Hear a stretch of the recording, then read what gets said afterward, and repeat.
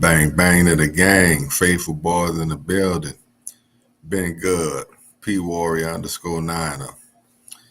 We got a lot to talk about. It's been a while. First off, uh, welcome back. Y'all know what to do. Like, share, subscribe to the page. Hit us up in the comments. Tonight we will be having a very special guest on by the name of Jessie Naylor. More than sure you guys are more than familiar with him. So we look forward to Jesse coming on with us shortly. But a lot been going on, big bro. Specifically, the owners meeting. Everybody talking about Shanahan and Lynch and the comments that's been made. So first off, how you doing? How everything going with you? Second off, a lot to talk about, bro. So I guess we could, like I say, start with Kyle and John. But what's going on with you, bro? Oh well, I'm good, man. It's been a little minute since we did a show, but we glad to be back on. And as you just said, please like, subscribe, and share the channel. We're gonna have Jesse Naylor on from Last Second Sports. We be all over Twitter and YouTube and you know, really, looking forward to having him on to get his opinion on everything that's been happening, since the off season, started and since the season ended. As far as the owners meeting go, man, I was kind of, reading some of the, articles and some of the, things that, Kyle Shanahan and John Lynch was talking about as it relates to the whole Jimmy Garoppolo situation and Trey Lance and the salary cap and, the implications of if and when they do trade him and, he healthy, what kind of pick they gonna get for him, that kind of thing. So, it's Twitter been running crazy for weeks, weeks over the whole, free agency situation and the whole, trying to, why hasn't he been traded? And y'all, you get all these reports and these rumors saying, they want this for him. He going here, he going there, but you see all the other quarterbacks going to these other places and he's still on the roster. And Right. all of this stuff. So, I was thinking back to that last press conference, the end of the season press conference that Lynch and Shanahan always do every year. And they had even said at one point that, they could absorb the $25 million, if they had to for one more year to keep him on the roster. They had the flexibility to do that. But most people just assumed that, because of how the season ended and you have Trey Lance waiting in the wings that the trade would have went down. And I think that the trade would have went down if, he hadn't had that surgery. I think he would have been traded by now. This wouldn't be no big topic of discussion. It was a big blow up and dust up of the timing of when he did the surgery.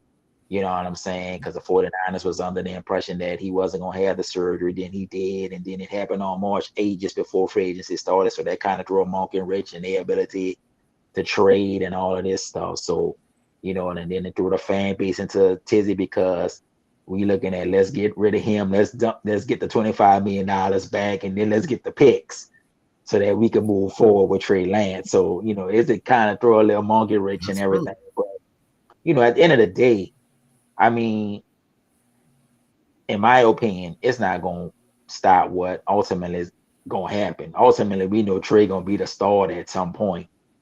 Now, we know he training and getting his work in and getting his thing done down in Southern California with the quarterback gurus and the coaches with the mechanics. And he been out down there with Aiyuk and building up his body for, to be the starter. And then we know that Jimmy, you're not being able to throw until training camp only helps him in terms of getting all the first team reps, being there with the first team offense, being fully immersed in the playbook. So, why you don't want to see nobody be hurt and, that kind of thing. I You having a mean, little connection issue, bro. You sounding a little choppy there. All right, you oh, back now. I'm gonna bring Jeff in real quick. okay. What's up, What's going on, fellas? brother? How you doing, Going man? Hey, I'm doing fantastic. Sorry, I'm a little bit late. My show ran a little bit long. Had to get through some comments, but I'm happy to be here. And I hear you guys are talking a little bit of Trey Lance, Jimmy Garoppolo, yeah? Yes, sir. Well, Yes, that's the sir. that's the hot topic these days. It's the only topic these days, right? Exactly. Golly. Yeah, Oh man. what did you guys take from the press conference today or yesterday? Was there like any big takeaways that you guys had? I'm sure you guys had started talking about that already, but And that's what I was What just about- telling Big Good. I was just saying that, in my opinion, if Jimmy, doesn't have the surgery and he's healthy, he's already traded somewhere. They get the $25 million off the books. They get whatever draft pick they were gonna get for him. But the surgery kind of just threw a monkey wrench in everything. And so the fan base is like, the expectation is, come on, we moving on from you to Tre. We're gonna get this $25 million able to use to sign most of the players back that we want to come back, and maybe splurge on an outside free agent or two. And then we get whatever draft pick we're gonna get to go with what draft picks we already have, going forward in this draft. But now we see, he had the surgery just before free agency starts, so that throws a monkey wrench in everything. Now at the press conference, you see, Kyle and John saying, well, if we can't trade him, by training camp, he gonna be on the team. You got all the speculation: is he gonna be on the roster instead of regular season? You got reports saying, that Kyle not gonna name no starter. We already know that, so I don't know why nobody was thinking that was gonna be the case. You know what I mean? But I look at it as, okay, you're not gonna throw until training camp. So Tre, you about to get all the first team reps. You're gonna be with the first team offense. You're gonna be immersed in the playbook. You're already training. You're already refining your mechanics. You're already getting time down with Brandon Aiyuk. At some point, I'm probably sure you're gonna get all of the other receivers together so y'all can throw. So to me, it's your job to lose. Jimmy not gonna be out there. So man, this your time. This your opportunity to take the ball and run with it, literally. And if he do be on the roster when training camp start, you are already ahead of him. Even though he's been in the system for years, we know you got the better talent. So go ahead and take your job. It's your job to lose. yeah, I think that was pretty clear, and there was a lot to me. There was a lot of questions after when John Lynch spoke yesterday. He talked about Jimmy still being here, but he didn't get into whether it's going to be a battle or what that looks like. And I think a lot of people were very, very frustrated. Now, I think people carried over some of that frustration into today. But if you actually listen to what Shanahan says, he's very, very clear. Like without throwing salt on Jimmy, which he cannot do at this point because he's still on the roster, he's Right. very, very clear that Trey Lance is the starter. That is what they are rolling with. Trey Lance is the starter. They're trying to get something for Jimmy. Let's see what happens after he gets healthy enough to trade, and we'll take it from there. Now, is there a chance where he's on the roster? Sure, you can foresee it. You're not, you don't want to just give him up for nothing. I understand that. But I'm sure if somebody asked him, there's a chance that he's not on the roster as well, right? Like they Right. foresee that being the plan. So whether that's cutting, whether that's, by the way, let me address that comment because people were so upset. Well, why wouldn't you just cut Jimmy now? You guys, when you're asked about cutting Jimmy, you said no. You can't. That's unless you're going to cut him tomorrow. You can't say, well, we're waiting for him to be healthy so we can cut him. That goes against league policy. You cannot say that because if you do, then Jimmy and his team get to sue you for holding him hostage, knowing you were going to cut him the whole time. So you have to act as if you want to keep him on this team, even if you ultimately do cut him and go, quote unquote, back on your word. So to me, everything that we heard today should be very encouraging. We shouldn't even be talking about who the starter is over social media. We shouldn't be arguing about it. We shouldn't be frustrated with it. Tre is the guy. I think that was very clear. Now, something that you can be frustrated with is how they've handled the situation with Jimmy. Should Jimmy be here? Should Jimmy be gone? That's something that still can cause frustration. That's still a point, a topic for sure.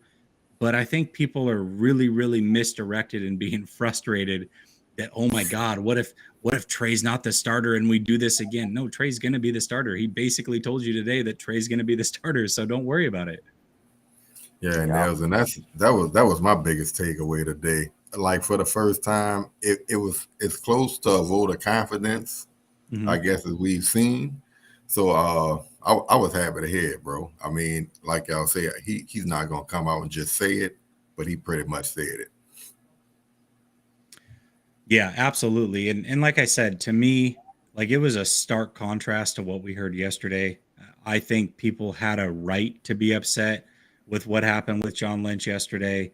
Um, I wasn't that upset because I expected it, but a lot of people were really flustered, and I understand that. But today, Shanahan's much different. Like John Lynch does this thing where I call it the leadership circle, where you ask him a question and he dances around it over and over. He'll even ask himself a question mid talking and answer his own question, right? Like that's what John Lynch does.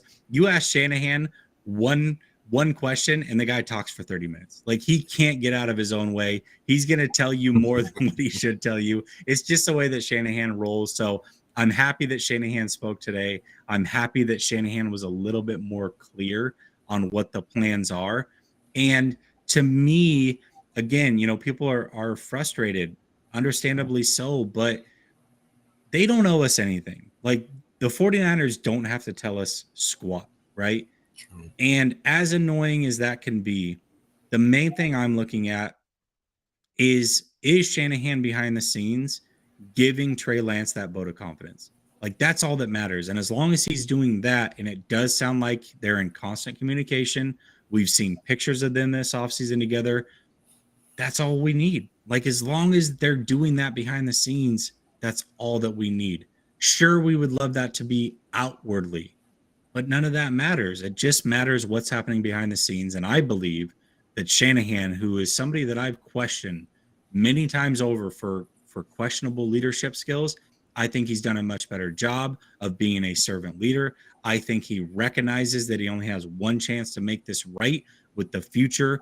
He is tied to this kid permanently. And I think he's doing the right things behind the scene. And that's all we can ask for. Mm-hmm. That's true, bro. That's true. No, I agree. I think, and that's why I know for myself, sometimes I gotta just, stay off of Twitter because it's overkill. It's like you're over analyzing everything. It's like every little quote, every little thing that said, it's just constant over analyzing the situation. And like I said, I was reading through a lot of the interviews that was done, at the owners' meetings. And that was my takeaway, that Kyle is like, okay, we rolling with him. We're gonna try to see, with Jimmy healthy, try to, trade him, get a pick for him. Because that's what the end of the season press conference was. That's what they basically said. We're gonna try to do right by Jimmy because of what he have done. Now, ultimately, the surgery kind of threw a monkey wrench in that plan, but that's still a plan. Y'all still trying to get him to a contending team or a team where he'll have a chance to be the starter and compete for the job or whatever. And y'all get the best draft pick that y'all can get. I think a lot of it is just the fan base is like, man, look, we didn't had enough of Jimmy. We know what he can do. We're ready to go to trade. And let's go ahead and dump that money, get the pick, and move on. But like I said, that's not the case. But okay, we know what the result of the surgery is. He's not going to be able to do anything until training camp. So this gives Trey his opportunity to do what he couldn't do last year, which is get all of the reps that Jimmy would normally get. So we know he training, he putting the time in, he putting the work in. So man, go ahead and take the job. Whether Shanahan say you the starter or not, you're going to be out there getting the reps. So you should be getting better and improving and growing. And that's what we want to see. We know you got the talent. We know you're a hard worker. So now it's just time to put it together to be the starter, to take the offense to the level that we've been wanting to see for years now. So like I said, I'm not worried. As a matter of fact, I'm kind of just ready for the draft so that they can kind of take the focus off of Jimmy for a minute. And we can just focus on the players they about to bring in to go with what they already have. Because we know they lost some players in free agency and they need to try to fill some holes there. People was panicking about the whole salary cap thing. But, man, we got one of the best, front offices in the NFL and some of the best cap people in the NFL with Parag and the team that they have there. So I never really worried about whether or not they was going to have the space. So, man, let's just get ready for the draft, see who they're going to bring in and look forward to the OTAs and the mini camp and all of that, so we can see what Tre gonna do going forward.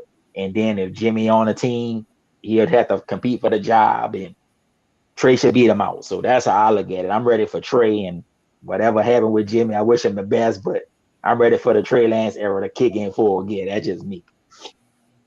What about you, Ben? Are you a big Trey Lance guy? Like, what are your thoughts? Like when they drafted him, like where was your mind at with things? I was excited because I've been waiting for him to be able to stretch the field. I mean, no knock to Jimmy. He took as far as he could take us. I appreciate him, but at this point, I'm like everybody else. I'm just kind of ready to move on. I think for all that I hear about Trey Lance, as far as he hasn't played football a lot and all of this, I never hear anybody speaking to how smart he supposedly is and or how hard of a worker he is, which I think is going to serve him well. They always talk about the growing pains. In my opinion, like I always say, Jimmy going to give up the ball damn near once a game. So as far as turnovers, to me, it's not going to really be that big of a difference with the learning curve that Trey Lance going to turn the ball over sometime. Cool. But Jimmy was turning the ball over anyway. So I don't really see where it's going to be that big of a difference. And I think he can do more. So let's just get on with it and let's go. Yeah, I'm with you. And I think that is an underrated aspect of his game is the mentality, right? When I look at Jimmy's a bonehead to me. He just is. He makes the same mistakes over and over and over. And Trey Lance, the reason he's here is not because of what everybody wants to talk about. Oh, he's a running quarterback, right, or he's got a big arm, or whatever the hell they want to say. He's here because of his brain. He's here because in college he had a verbose playbook. He's here because he called his own plays in the huddle. He's here because he called his own protections and audibles at the line of scrimmage, and he's here because he played under center 39% of the time. Now, on top of that, he is athletic. He does have a big arm, but that is secondary. He's right. here for all of those other reasons. And so I agree with you. I think that they should have ripped the Band-Aid off of last year, but they didn't, right? So looking at it this year, yeah, I think that they're going to go that route. Now, where we do have a spot to get frustrated is how long is Jimmy around? Do they truly, if they can't get anything for him and they're not willing to cut him, are they going to truly make it a quarterback competition? That would be frustrating because the way that I see it is, and John Lynch talked about this yesterday, he needs 10,000 reps. Well, he doesn't get those 10,000 reps if he's splitting with Jimmy Garoppolo trying to figure out who the starter is. Every single rep that is taken away from Trey Lance during OTAs, training camp, whatever, and goes to Jimmy Garoppolo once he is healthy, that is one step further away from him figuring it out and being a very, very good player. So those things do concern me. I can see a scenario where it happens. The 49ers, for whatever reason, since 2017, have chosen wrong when it comes to the quarterback position, whether it was not looking at Watson and Mahomes, whether it was not sniffing around Brady, whether it was not going after Stafford, not starting Trey last year, whatever it is. Like, I just feel like they've chosen wrong the whole way through. And I don't have confidence that they would choose right if presented the opportunity to choose wrong when it comes to the quarterback position. For as much as I trust them with this roster, I think they've done a hell of a job. I think that they've put the 49ers in a great spot to contend for a very long time. That quarterback position is one that they have not been able to figure out. Other than, I will say, the one thing they've certainly done right is drafting Trey Lance, because Trey Lance is the real deal. He's always been the real deal. And when he gets time to show it, everybody will understand why he is on this team. I'm with you, bro. I'm totally with you. And I agree with you because I think they understand the narrative as well. They realize they made mistakes as well. And I think that's why they moved up, to that third pick. Now, at the time when they made the move, they, was looking at Mac Jones. They was looking at Tre, they was looking at your boy from Ohio State who went to the Bears. So they realized that they had to try to get this right. Now, I agree with you that they got egg on their face and how they handled the situation. I had posted that on Twitter a while back. Because ideally y'all should have been trying to trade Jimmy as quick as you could when you had offers on the table outside of him having a surgery. Now, y'all, whatever communication issues you had between him and the agent or whatever the case may be, y'all kind of botched that. And now y'all done put yourself in this position because you got this young man who you gave up all these draft picks for, and you see the potential. Everybody done seen the practice video when him making the throws in the practices that was on Twitter a while back, and people was like, man, okay, well, man, if he doing this in practice, why y'all ain't playing him in the games? Now, I was one of the ones, I agree with you, Jake. I thought they should have played him from jump. The best way for you to really get out there is to be out there. I said it all year. If Kyle Shanahan could build an offense around RG3, he could have built an offense around this kid, and you could have won with the roster you had. So I agree with you. The roster is set up for success long term, even with the way y'all got the draft set up, with the compensatory picks that y'all had, with the picks from Mike McDaniels and Rob Saleh that y'all have gotten, and Martin Mayhew. So y'all have these extra picks.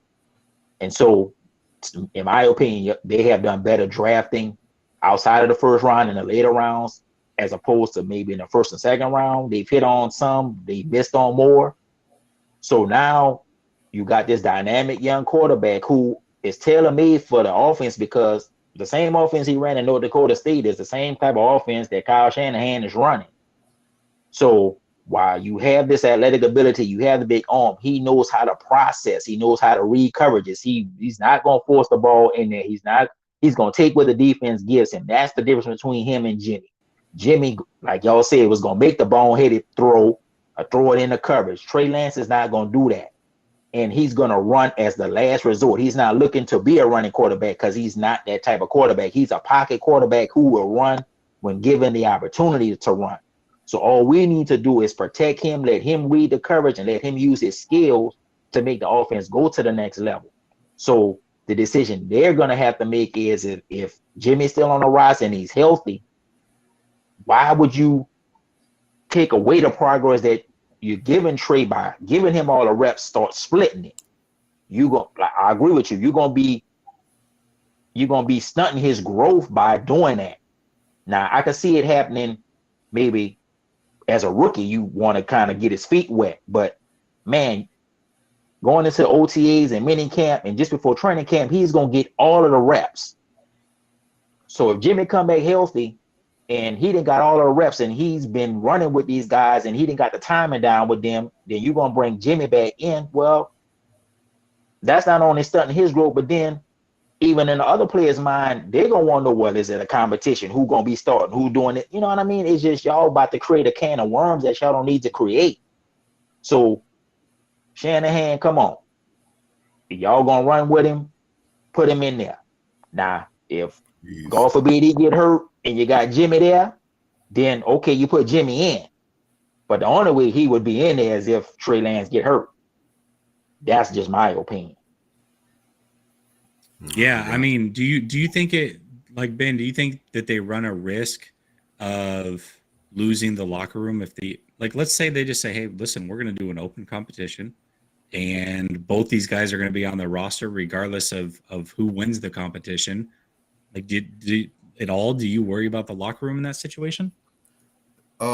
This upcoming year, not so much. Obviously, last year, I feel that's one of the main reasons why they kind of went with Jimmy, because I think it would have split the locker room. I don't think, at least in the beginning, I don't think people like George Kittle may have necessarily been on board with Trey Lance and maybe some of the other veterans. So, before this year, not at all.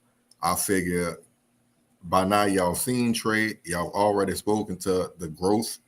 So what will really be the problem? And also, I think in y'all heart of hearts, y'all know he could probably take y'all further than Jimmy, even though you have love and respect for Jimmy. So no, I don't think it'll ultimately be a problem. And the writing been on the wall for a while, so you've had time to kind of process it and digest that it was going to go this way. Yeah, that's a fair point. I am personally on the other side of the fence. I do think that it would cause some issues. Now, do I think that it's going to cost some wins or losses? No. I think that this locker room is in such a good spot that no matter what, they're going to remain together. But I can tell you one thing I remember very clearly is when the frustration from George Kittle in particularly started to set in with the quarterback questions. And it was during the week of joint practice with the Chargers, right? He started to show a lot of frustration to being asked the question, what about Tre? What's going on with Tre? Who's the starter? Blah, blah, blah. And that frustration carried throughout the season every time he was asked, and it's carried into the offseason. And so if both of these guys are here again and he has to go through another season of that, I think that some of these guys are going to be pretty pissed off. And to me, at the end of the day, it's something that's avoidable. It just is. And I feel like if you bring in Tre to be the starter, that Jimmy sitting behind him would be a bad look, because if you look at this roster, the Kittles, the Armsteads, the any veteran that's on this team, even Debo, right? These guys associate winning with Jimmy Garoppolo, period, right? And contrary to popular belief, especially these defensive guys, they don't go in and week out breaking down Jimmy and whether he had a good game. They just know that they won. They're focused on their position group. They're focused on the defense. They're focusing on getting better. Now, offensive guys a little bit more do get eyes on Jimmy, but even then, they're focused on their film and getting better, right? All they know is they won with Jimmy. They didn't win without Jimmy. That's the magic sauce. Here we go. So they ride for Jimmy. So if they start losing with Tre, those things can start to creep up, right? Like what happens in this scenario? Now those questions start coming in. Well, you've got a guy that you've won with. What do you think? I don't know. I just, to me, you've got to get rid of the problem before it becomes one. It's what I said last year. You look at what the Patriots did. They got rid of Cam Newton before it became an issue. They made it Mac Jones's team. I wish they had done that last year. They didn't. They certainly have to find a way to do it this year, whether that's trade, whether that's cutting, whatever. I just don't think the upside of having a really good backup, no matter what, overrides all the things that could possibly go wrong throughout the season and splitting this team apart. Oh, that's a good take. Yeah, I mean, I think their ultimate plan was and still is to, trade him so that they can get a pick and not create that problem. Because, I mean, even his last press conference, Jimmy Garoppolo last press conference, everybody knew that was it, So the writing's been on the wall. He knows that his time is up. The 49ers know his time is up. It's just this surgery have thrown everything into kind of out of order the way that everybody thought it would go. And sometimes that happened. But they still have an opportunity once he get healthy to try to trade him, somewhere to get a pick. Because I don't think they want to cut him and not get a draft pick. They gave up a second round pick to get him 5 years ago. So if you could get the second round pick back or a third or whatever the case would be, I think that's the way they want to go. That's their mindset. So if they could still do it and he goes somewhere and have the opportunity to play and compete and they get a draft pick, that would be the best case scenario based off just everything that have happened. Because you at some point gotta let it be Trey Lance's team. You gotta, instill a confidence in him that you the starter. We can win ball games with you, which I mean, he won a Houston game. They could have won the Arizona game, but they caught Arizona when Arizona was rolling early in the season. So it's not like he didn't play with confidence and he didn't win a game for him, and they didn't see in a game that he could perform, and they saw it in all the practices of growth, like Ben was talking about. So while Jimmy had won games and have done good things and have gotten them to the Super Bowl, gotten them to two NFC championship games, at some point you got to give Trey Lance the same opportunity to win ball games for you. And then if he start winning ball games for you, then that just lessens the impact that Jimmy had on, in terms of that philosophy of, they can't win without Jimmy. So man, to me, y'all just gotta just roll with Trey Lance. You gotta give him all the opportunity to become what y'all drafted him to become, and y'all know he can become. John Lynch, you didn't talk him up and saying, he's everything that we was looking for. Kyle, you didn't did the same thing. So back your word up. Give him the opportunity to do that. Don't keep Jimmy on the roster. Don't split the reps if it would come to that. Don't make a controversy like you saying, Jay, don't make a mountain out of a molehill. Right, If y'all, right. you know what I mean? If y'all can trade him and get a pick for him and move on, then that's the best case scenario for him. Because on some level, Jimmy not gonna want to have to answer the questions either if it comes to it. Trey not gonna want to answer the questions if it comes to it. Training camp shouldn't even be about the controversy because Jimmy shouldn't even be there realistically. It should be Trey Lance's team. Trey Lance getting the questions in terms of, okay, what you think about the offense? How are you growing in the offense? You're getting the time. Those are the type of questions that he should be answering from the media, not, okay, well, Jimmy's here and how's your relationship and what you think about splitting the reps. And man, that just, because we all know that's what's going to be asked if it comes to that. And that's taken away from the development of the offense. You're getting the chemistry down with the running backs. You're getting the protection down. Man, we want you to answer the questions football related that's going to get a fan base the confidence over that, man, once you in there, when the bullets start flying, you're going to be able to handle it and we're going to win games. We don't want to be talking about no controversy going into the first game of the season against whoever they're going to play. We want to know that, man, okay, look, you ready. The offense is ready.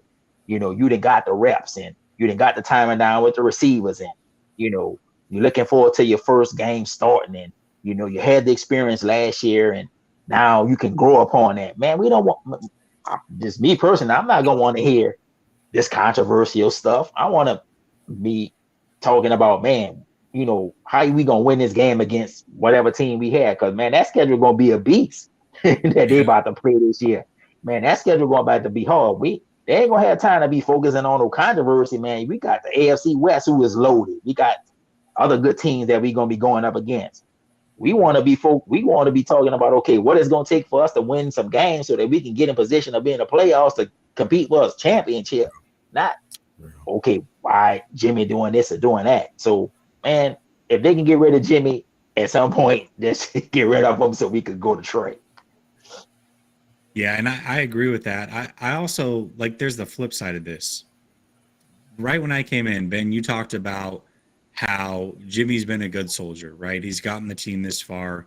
He's done the best he can do. It's time to move on, right?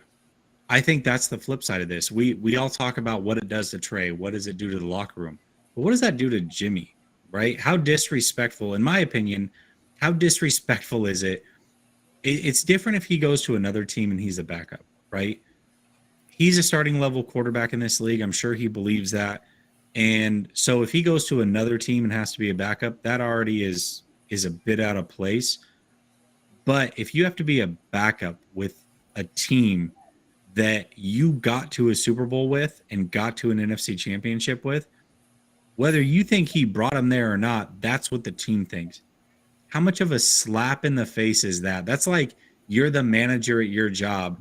They bring in the young buck to replace you.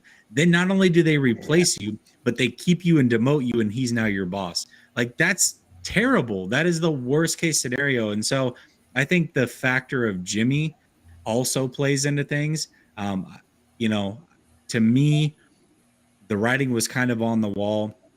Last offseason, Jimmy's team came out and said that they felt like the 49ers haven't necessarily given them a fair shake this whole way through. Now, if you keep him and make him the backup, that's the biggest slap in the face that you can absolutely give to Jimmy Garoppolo. And I think that would be wrong as well. Yeah, that would be a kind of a hard pill to swallow, bro. When you say it like that, like, yeah, just get me out of town.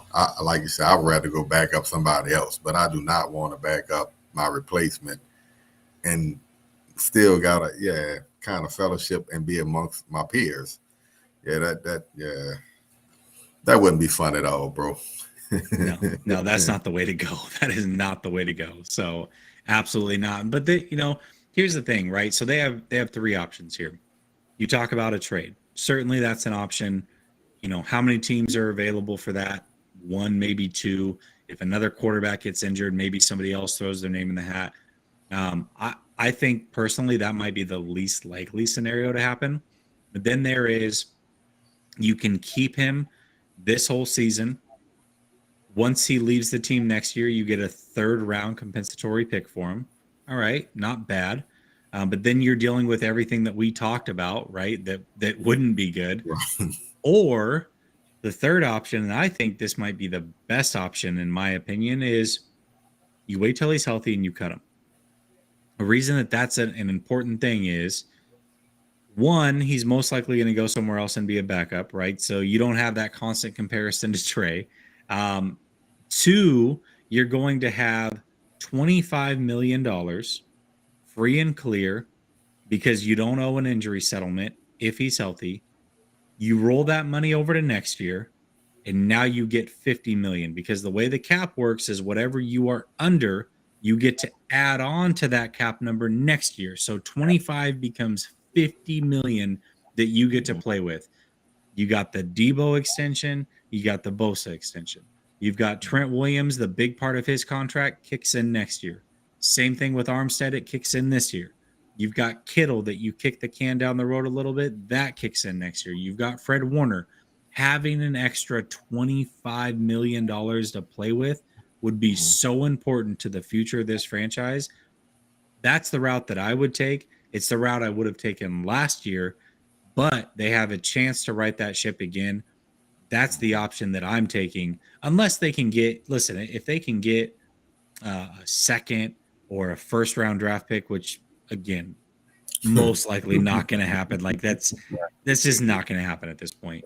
But if they could get that, sure, you go that route. But if you can just downright get rid of him, save that money, then that's the way to go. All right, fellas, I got a couple of questions for y'all, bro. And it might wind up coming back around to the quarterback position. Who knows? But I know John Lynch, didn't he mention, I guess, getting rid of a D Ford? Yeah, he said that it doesn't look like D Ford's going to play for them in a 49er uniform again. The health just isn't trending in that direction. So do y'all think, well, we would assume then in the draft they're going to address the edge position and possibly the safety? Do you have like any prospects you're thinking about? Or Yeah, for sure. For me, edge, I look at a few people. I think Boye Mafe would be a great person to look at out of Minnesota. Arnold Ebiketie out of Penn State is another one. When you look at another pure stand-up pass rusher, somebody that could play that wide nine technique, I look at Nick Bonito from Oklahoma. Those are three guys that I've looked at and think could certainly fall to that position and be there. When I look at safety, Nick Cross is probably the guy that I like most, but there are certainly other guys that are going to be available there. A lot of people like Jalen Petrie. I like his athleticism, but I never actually saw him play safety.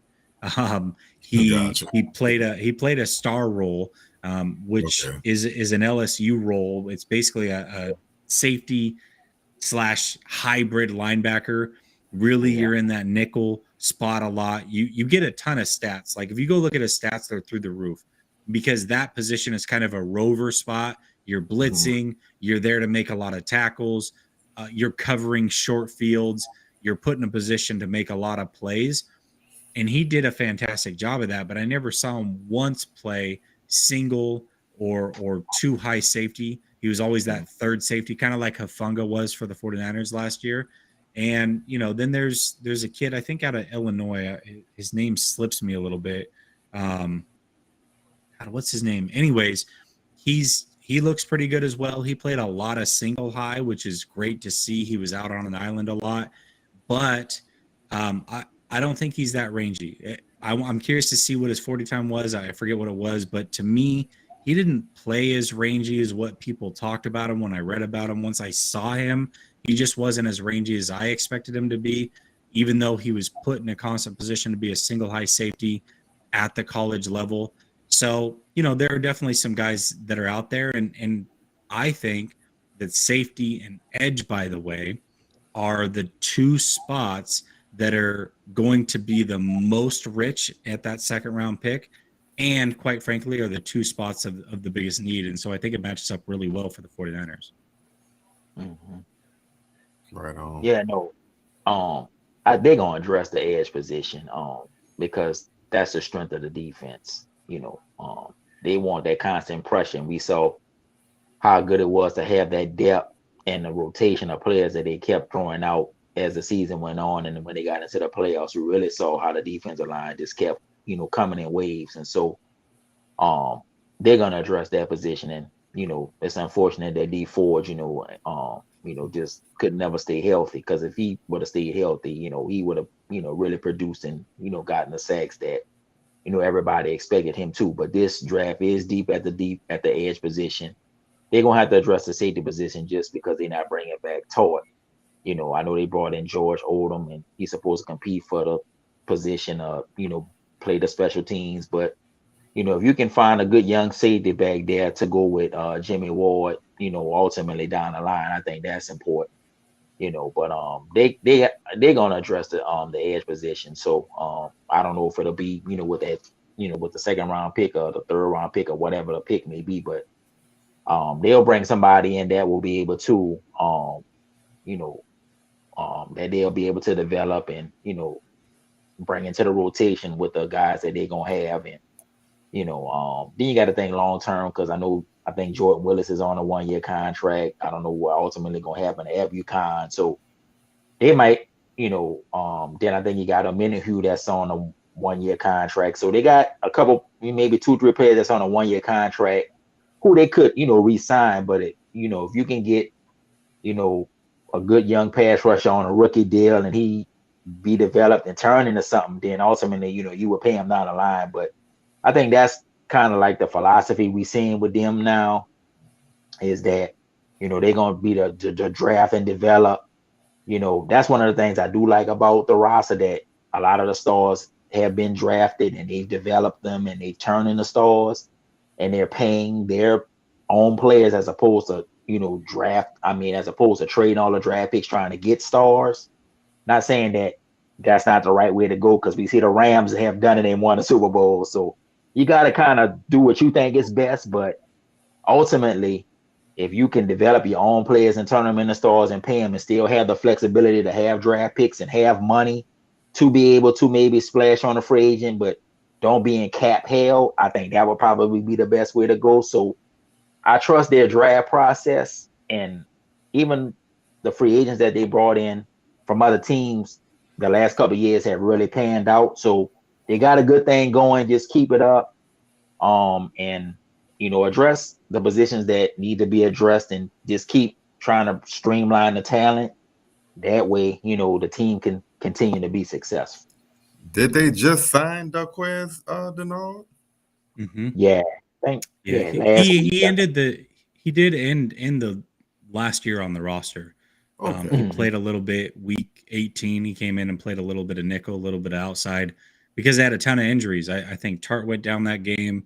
K1 went down, and so they had him. They had Dante Johnson playing safety. They had Denard playing outside and then moving inside. So yeah, he played a little bit of everything. But yeah, they did just bring him back as well. Yes. Okay. Yeah. Okay. So without Mostert, bro, what you thinking for the running back position? I know Elijah Mitchell. I'm figuring obviously would be the starter. They re-signed Jeff Wilson. And Trey Sermon. What are you expecting from that bunch? Do you think Trey Sermon will actually, I guess, kind of take a step forward this season? Yeah, I definitely do. I really believe in Trey Sermon. I think that him and Banks were brought in to play with Trey Lance. When you look at Trey Sermon, it's a small sample size. I fully understand that. And there's not a lot to go off of last year. But just look at the second half against Seattle when Jimmy Garoppolo got injured and Trey Lance came in. That second half, He rushed in that game. I think it was like 14 carries for 89 yards. He did a majority of that in the second half. He was brought in to play with Trey Lance. He's the guy that's going to run out of shotgun. He plays in a zoned read style offense, or did in college. And so that's not going to change for him. He's going to play really well with Trey Lance. I think Mitchell played great last year, and I'm like, a lot of people for whatever reason want to dog on Mitchell. I don't understand it, but Mitchell's certainly not going to be a bell cow like he was last year. I also look at Jeff Wilson Jr. and personally, before the season started, before he got injured, in the locker room, I actually picked Wilson Jr. to lead the team in carries because I think he showed a lot in 2020. Now, he just never really got healthy last year, but he's certainly going to eat into that workload a little bit. I think he's a really good third down back. He can block well, he can catch well, and I like what he brings to the table. I really could see a scenario where Mitchell, as the season goes along, as long as Trey is the guy, not Mitchell, excuse me, Sermon, as the season goes along, that he actually starts to get a majority of the carries because he works best with Trey Lance. And so you're starting to see a lot of the things come out with Sermon. He's starting to post a lot. He looks to be in phenomenal shape. And I think he's going to make a major step this year. And I'm really excited to see him hit the ground running, pun intended. Prof. Yeah, no, I agree. I think he will take the next step. He had just posted something on Twitter where he was working out, catching the ball out of the backfield, doing some drills, and he do look to be in good shape. And I think, anybody that's really watched Kyle, he go with the hot hand. Or Mitchell had the hot hand. He just had it last year. So Shanahan rolled that hot hand. But I agree. I don't think he could be the bell cow, getting it 25, 30 times a game. I think Kyle want to use a combination of multiple running backs to keep wearing down defenses. We know that he's not going to get away from what the strength of the team is. That's running the football. So if you can run Elijah Mitchell and you can give the ball to Trey Sermon and you still have Jeff Wilson, and then I don't know, I like Jermichael Hasty. I don't know if they can upgrade that position and maybe maybe get a better running back, maybe catching out of the backfield or be a change of pace type. In the draft, I know they got some good running backs in the draft. I like the one running back, I think, from Georgia. That's the brother of the running back from Minnesota. Look good in the combine workouts that I saw. So if they could maybe get a change of pace running back that have the ability to maybe be a little bit more physical than Hasty, but can still catch the ball out of the backfield and bring that speed element, I gotta trust Kyle Shanahan that they know how to find a running back.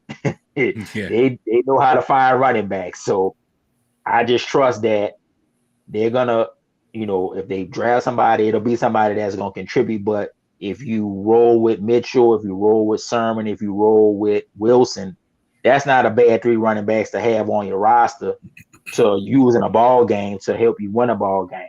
Because all 3 of them bring certain skills to the offense that will help the offense keep going. And I think if you're going to start Trey, I think it's going to be a heavy emphasis on running the ball and a lot of the play action type things. And then as he gets more comfortable and gets more settled, they'll open up the offense. But we know Kyle not getting away from what he do best, and that's running the football. So you're gonna need at least 4 good, healthy running backs to be able to do that, especially in a 17-game season. One running back can't carry the load like back in the 80s and the 90s when you had the Emmitt Smiths and the Barry Sanders.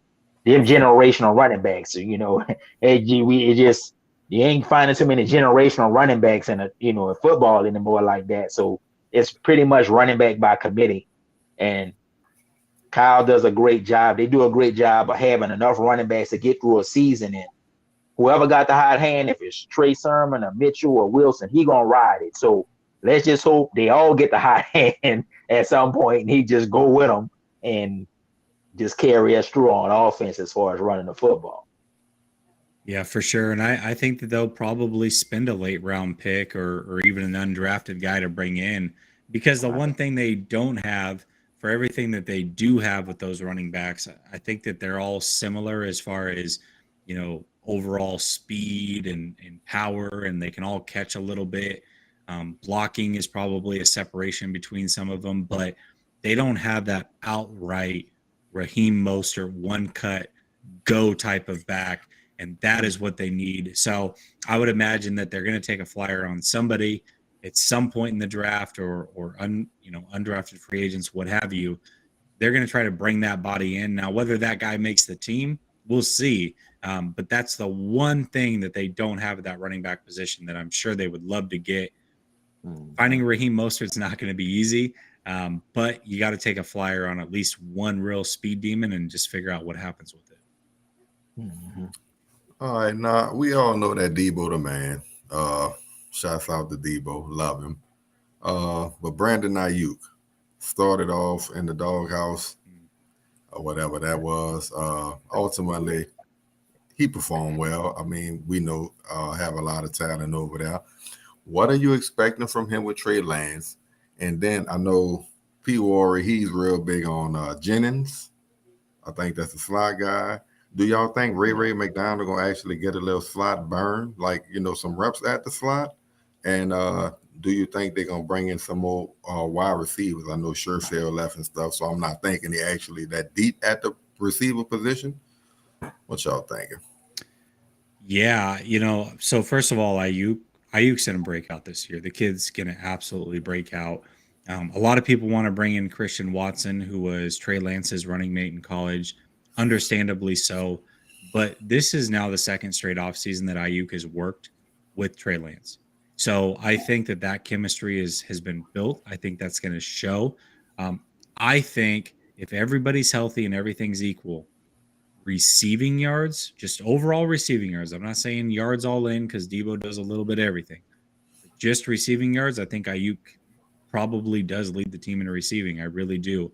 I think that chemistry is right there. I think if you watch Aiyuk on film, he was wide open a lot. He knows how to get open. Exactly. Deep ball me, he said.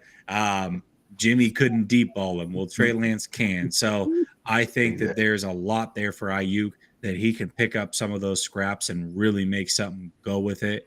So I think Aiyuk's going to have a hell of a breakout season. As far as that slot receiver spot, I really like Jennings a lot. And I don't know if you guys saw the interview with Sherman and Fred Warner, but Fred Warner said that Jennings to him is one of the best overall football players on the team. Now, he didn't have to say that. Kind of like he said with Trey Lance. He kind of came out of nowhere and was like, hey, this kid looks really good in practice. Well, then we saw the practice films and we saw what he was talking about. He thinks that Jennings is one of the best football players on the team. So I like what they have there in Jennings. As far as Ray goes, he, believe it or not, I live in Tampa. He is from Tampa and was a running back in high school, held many records here in Tampa while he was in high school. So I could see them mixing him into the offense as well. Maybe to be a burner, also to be that wide receiver running back too, a little bit of a shifty guy.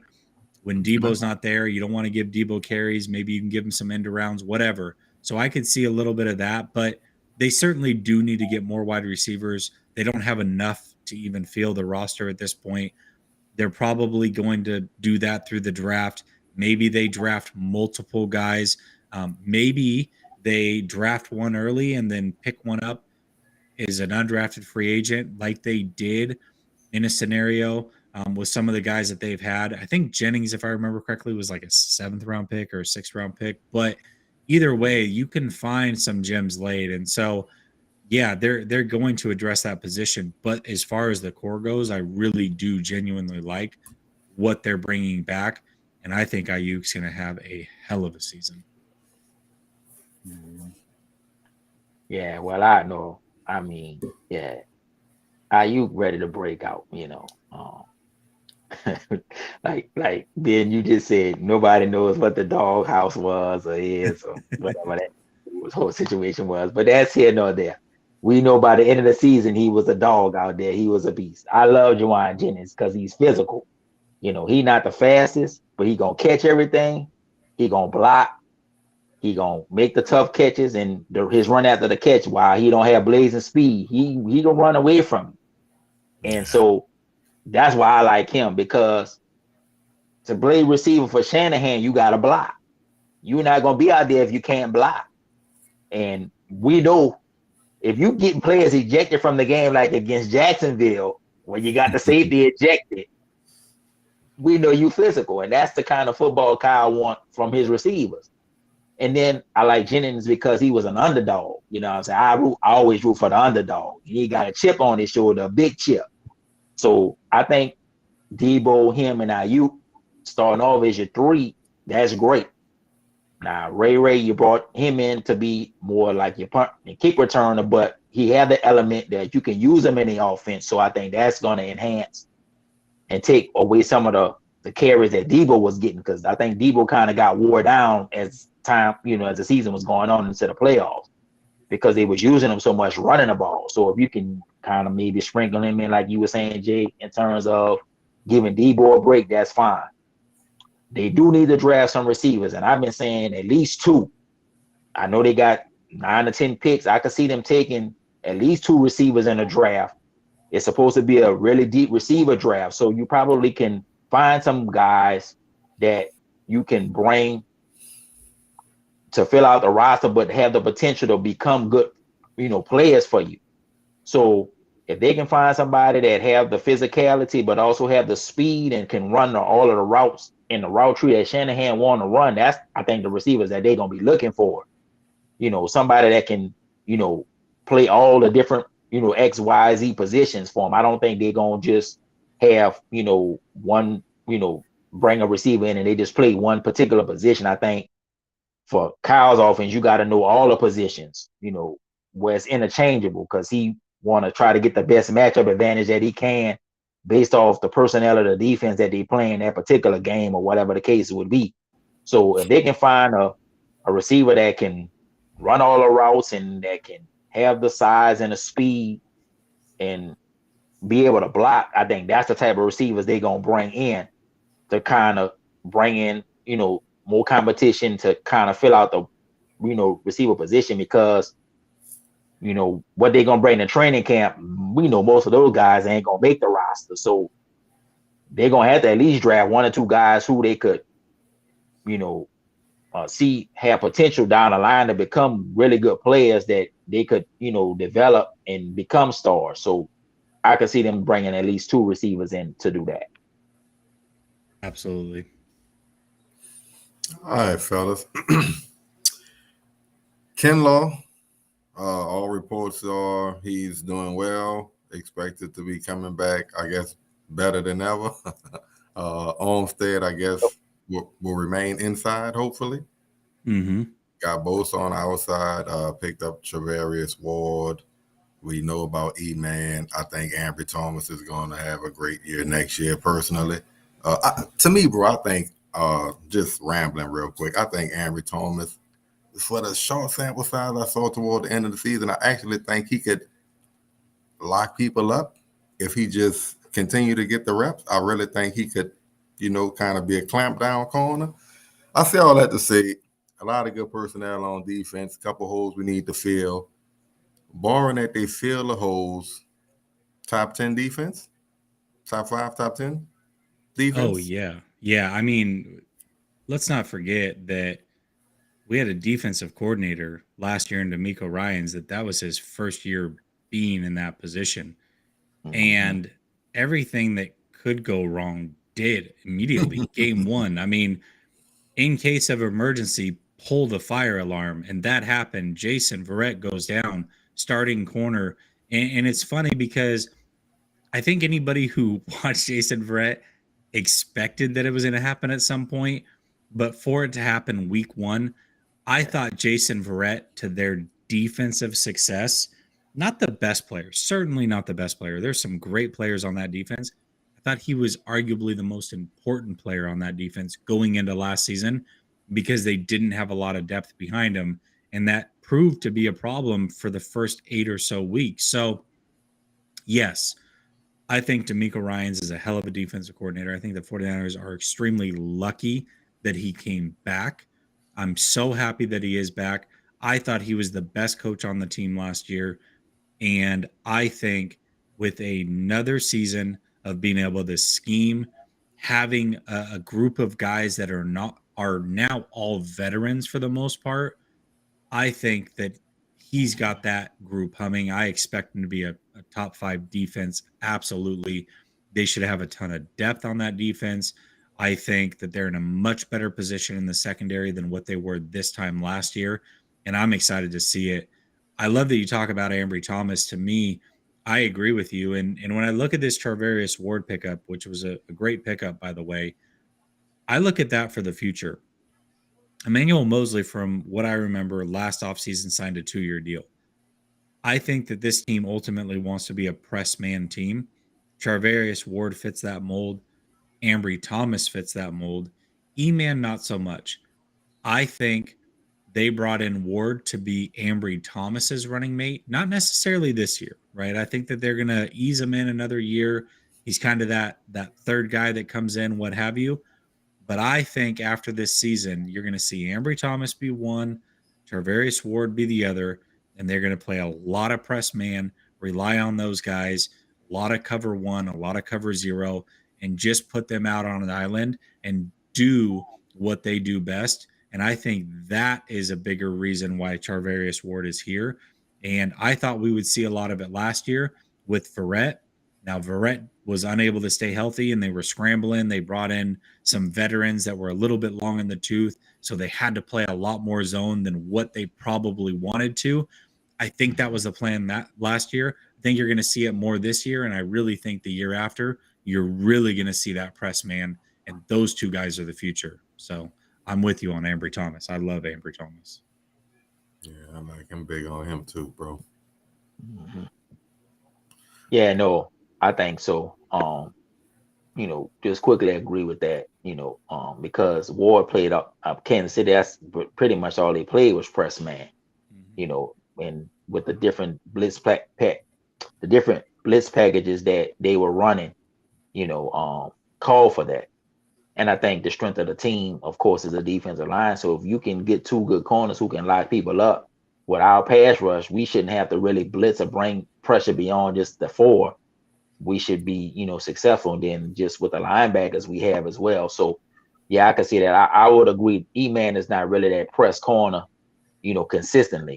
He'll come up at times, but I think his best position is playing off coverage. I think he excels, off as opposed to, playing that press man, bump and run type coverage. So I would agree with you. I think ultimately it'll be Thomas. It'll be, Ward, and then, they're going to have to address the slot now that K1 left. Maybe they do that in this draft, and, bring somebody in that can play that position, that's younger, maybe, a little bit more athletic, even though K1 had, played it for years and had the experience. So, like I said, I think, top 5 defense, top 10 for sure. I think another year in the scheme, DeMeco will tweak some things and adjust some things, because you're going to be replacing the DJ Jones with a Kinlaw, and you got to see what they're going to draft and, how they're going to, what players they're going to draft and how that's going to fit into the whole scenario,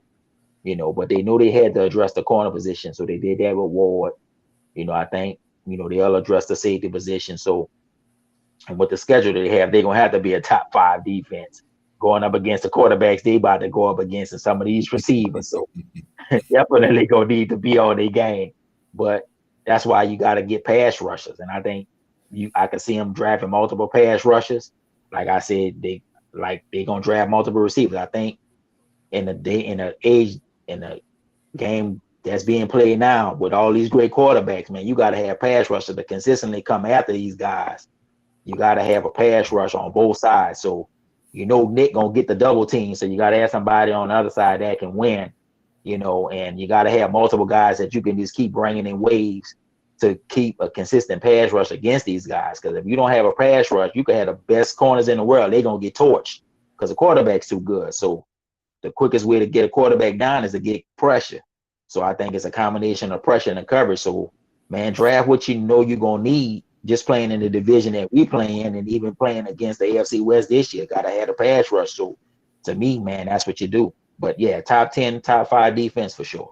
Well, and I'll say this: I think that this is the best secondary pass rush combination that they've had the whole time. I mean, 2019 defense was magical. Don't get me wrong, but they were pretty top heavy, and Sherman held them back. Quite frankly, you had to play a lot of zone with him. He certainly wasn't going to play any man. You couldn't mix that in. And Bosa was a rookie. Now Bosa's coming into his own. Buckner's not there, but Armstead's moved inside. I think Kinlaw can bring something. I think Ebukam and Willis and Minahu, all those guys have shown you a little bit down the stretch, and then whoever they bring in. So, yeah, I think it really top to bottom. They don't really have a weakness at defensive line. Their linebackers are arguably the best in the league when you look at the trio. And then you got a secondary that was already pretty good and got good down the stretch, and you added a top tier corner, probably a top 10, top 12 guy in the league. Yeah, I would say that that's a big upgrade. This is the best defense on paper with a guy that I respected the hell out of Saleh, but I think D'Amico Ryans is better already, and now he's in his second year. Yeah, man, I expect a lot of great things from this defense. And I hope that D line and that tight coverage can lead to some turnovers too. Hell yeah, that's one thing, right? That's the one thing they've been missing. Hopefully they can get it. Now, coordinators. McDaniels is out. Anthony Lynn is in. All right, we already know Shanahan. He's Shanahan.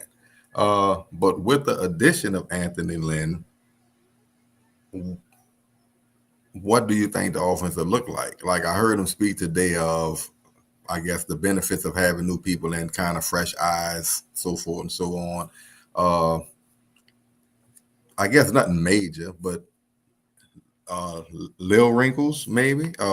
Just the addition of Anthony Lynn and the exit of Mike McDaniels. What do you think that does to Shanahan and the offense all around? Yeah, I mean, you're definitely going to see some differences, right? Like the running game is going to change. That's one thing that Mike McDaniels brought, is he brought a lot of creativity to the run game.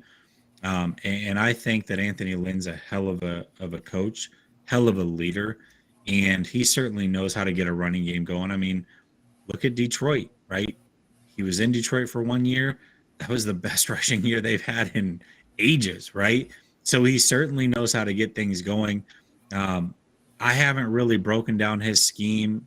From what I understand, I don't think it's a zone run scheme in the way that the 49ers do it. And so maybe it is a little bit more power versatile, which would make sense with a Sermon, with a Banks, with Trey Lance being there. But I think the biggest person that they're probably going to miss is Turner. Turner has been their running back coach for many years. He's been with Shanahan for many years. He's sitting out this season for some health things. That right there, I think, is a huge loss. But I would also say that they brought in a lot of big names, a lot of future head coaches in this league, a lot of past head coaches in this league. I love the addition of Greasy coming in to be the quarterback coach. I love that there's going to be a player in place that can give Trey some of those looks, those conversations. When he's struggling, he can talk him through it. This is a guy that sat behind John Elway and saw what that looked like when they won a Super Bowl. This is a guy that was coached by Mike Shanahan. This is a guy that was coached by Gruden. This is a guy that played quarterback when Kyle Shanahan was earning his chops in the NFL with the Tampa Bay Buccaneers. So I really like overall what they've done. I think that they've upgraded their special teams coaching. I think they've upgraded a quarterback coach. Wide receiver coach, that remains to be seen. Wes Welker, I thought was doing a pretty good job there. Yeah. Those receivers were certainly developing. We'll see what happens going forward. And I think running back coach, that's the other miss. But as long as you've got Chris Kosirak, on the defensive line. You've got D'Amico Ryans and you've got Shanahan. I think the rest will be okay. It certainly isn't the most ideal thing. The good news is Kyle Shanahan was the offensive coordinator as far as calling plays goes. Maybe not fully designing the playbook. Obviously, he gets a lot of input there with Bobby Slowick and Mike McDaniels, which will now switch over to Anthony Lynn. But that being said, he is the play caller. That's not going to change. Trey Lance is going to hear the same guy in his ear. That is continuity that you need for a young quarterback. So I think overall things will be great. I love that they stayed behind when the scouting combine was going on so that they could learn each other, watch film together, start to figure out how that whole thing's going to work. I think that was a smart move by them. Send all of the scouts, send the GM, let them figure out the draft picks. I really like what they did there. I think that was brilliant. And I think that it's going to work out just fine for the coaching staff. Cool. What you got for me, big bro, before we get out of here? Well, no, I agree. And sometimes, it's good to maybe bring in, different ideas, different perspective. You got to realize, man, everybody trying to replicate winning. So Mike McDaniels leaving and a lot of the coaches that left, we got one of the best teams in the NFL, one of the best, coaches in the NFL. So, teams looking to replicate the success that other teams are putting out there. So kudos to Mike McDaniel. You see what he's doing in Miami. They bringing in Tyreek Hill and most of them. He bringing in that element and that type of offense to San Francisco. From San Francisco to Miami. So you getting the players that's gonna fit that type of offense that he want to run to go up some of the players that they already had. Miami had some pretty good players already. So I think just with everything that they doing, with the coaching and everything. Like I said, at the end of the day, we know Kyle gonna be the offensive coordinator. He gonna, call the plays and the offense gonna run. I think they'll run more of the power scheme, maybe with Anthony Lynn. His influence will be with that. They still gonna run the same type of, zone, running game that they always ran. It just may be some wrinkles here, some wrinkles there, but Kyle not gonna get away from what he know works. Even though Mike McDaniel's not there, he's still there. So his influence is still on it. At the end of the day, defensively they didn't lose any coaches. So all of the coaches are there. So that's just another year of continuity, refining the scheme, tweaking it, to the players that they're gonna bring in, that they brought in, that are already there to take the next step to even be better. So I agree with Jay with Bobby Turner, legendary running back coach. They will miss him because he was the one that could turn them 7-round picks and the Matt Breeders of the world into good running backs. So you got to realize his influence was really pretty good. He'd been with Mike Shanahan and Kyle for years, and they could take. I remember the Cleveland Garrett's of the world when he was with Denver. That's how far back I could go. And some of the running backs that they had, Orlandis Garrett when they was with the Broncos, those running backs, those guys wasn't household names, but he coached them. So that's his influence. So they're gonna miss that. I agree there. But hopefully he'll get his health concerns back and they'll bring him back and he'll be the running back coach because he's invaluable to, that success that they've had. But we got to just trust that Kyle know what he's doing and they'll, be fine and figure it out and the offense will just keep rolling and get better like we want it to. So. Absolutely. Yeah. Brother Jesse, hey, man, it has been a pleasure for me, bro. I check you out on a regular. I want to tell you, like I told Rob Shue, you are very digestible, bro. You articulate yourself well, but for real, bro, like when you do your thing, you're one of the best, in my opinion. So salute to you. Keep doing your thing. I'll definitely be tuned in. Appreciate you giving us some time.